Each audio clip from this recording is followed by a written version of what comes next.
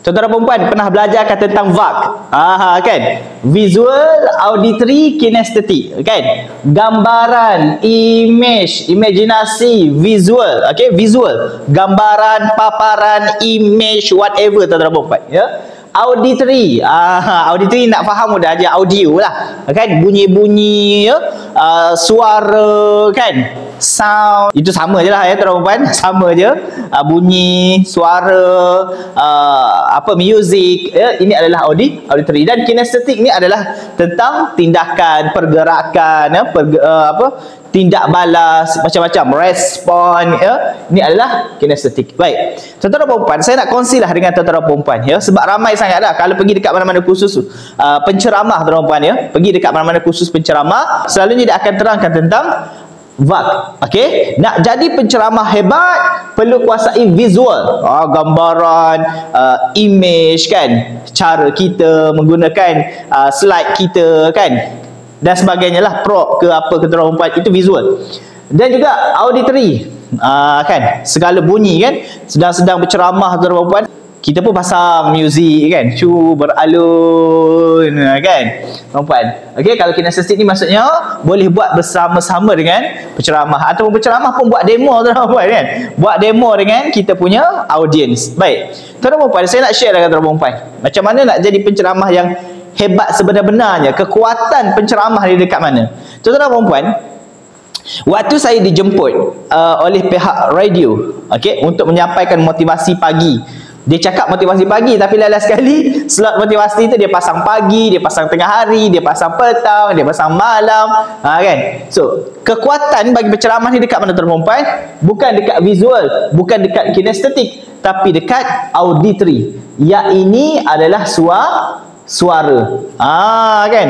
Sebab ramai je dengar-dengar bunyi ni. Apatah lagi radio. Muka saya pun mana tak nampak tuan-tuan.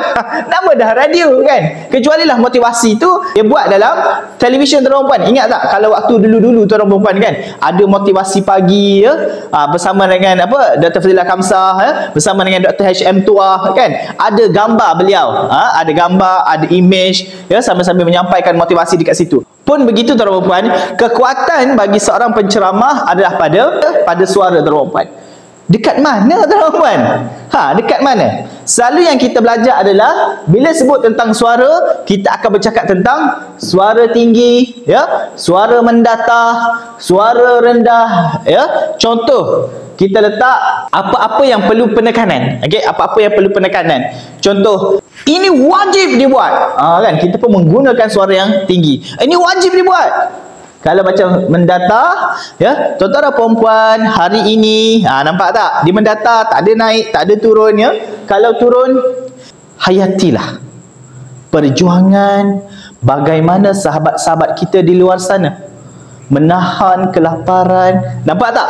Dia menjadi slow, membawa emosi. Jadi kalaulah orang itu pandai bermain dengan intonasi suara, okey, dia akan tahu dekat mana penggunaan untuk naikkan suara dia, dekat mana perlu mendatakan suara dia, and then dekat mana perlu turunkan suara dia tuan-tuan perempuan. Okey, itu biasa kita jumpa dekat mana-mana kursus, itu biasa. Okey, sekarang ini saya nak bagi satu cara macam mana tuan-tuan perempuan nak bagi impact powerful kepada Tuan Cik Puan punya lantunan suara, iaitu Tuan Cik Puan perlu buat latihan. Okey, dia tak boleh main naik turun saja, tak boleh. Dia kena ada latihan. Latihan macam mana?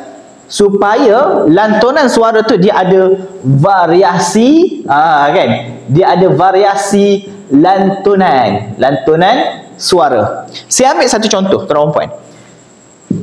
Kita ambil pada ayat selamat. Okey, selamat pagi. Kan, perempuan. So, nak buat latihan macam mana? Untuk kita belajar tentang variasi lantunan suara, Tuan Cik Puan, you boleh buat 5 sehingga 10 variasi suara lantunan yang berbeza. Okey, buatlah dalam 5 hingga 10. Okey, try lah kan, belajar untuk latihan. Contoh, pagi. Pernah dengar kan? Okey, baik. Itu yang pertama. Selamat pagi. 2. Okey. Selamat pagi. Selamat pagi tuan-tuan dan puan. Selamat pagi. Kan? Lagi. Selamat pagi. Kan?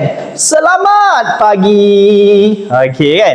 Ikutlah macam mana. Maksudnya kita bermain dengan variasi lantunan suara supaya kita dapat kuasai bagaimana nak sampaikan perkataan-perkataan dalam ceramah kita bila di depan audien nanti. Kan? Kita nak berceramah ni tuan-tuan nak jadi penceramah hebat. So kena kuasai variasi lantunan suara supaya apa yang kita sampaikan tuan-tuan enak didengar, tenang di hati. Kan? Enak didengar, tenang di hati tuan-tuan. Sebab itu suara memainkan peranan penting dan inilah inti kepada kita punya ceramah. Okay? Visual, auditory, kinestetik itu dah betul. Kalau kita kuasai ketiga-tiga itu dah betul. Cuma inti kepada penceramah yang hebat adalah dari sudut suara. Okay? So that's why tuan-tuan, kalau tuan-tuan tengok dengan saya, ada waktu saya naik, ada waktu saya turun. Ada juga waktu mendatar. Itu dah biasa, intonasi suara. Tuan-tuan, ya. Sekarang ni tuan-tuan, macam mana kita nak variasikan lantunan suara itu? Boleh?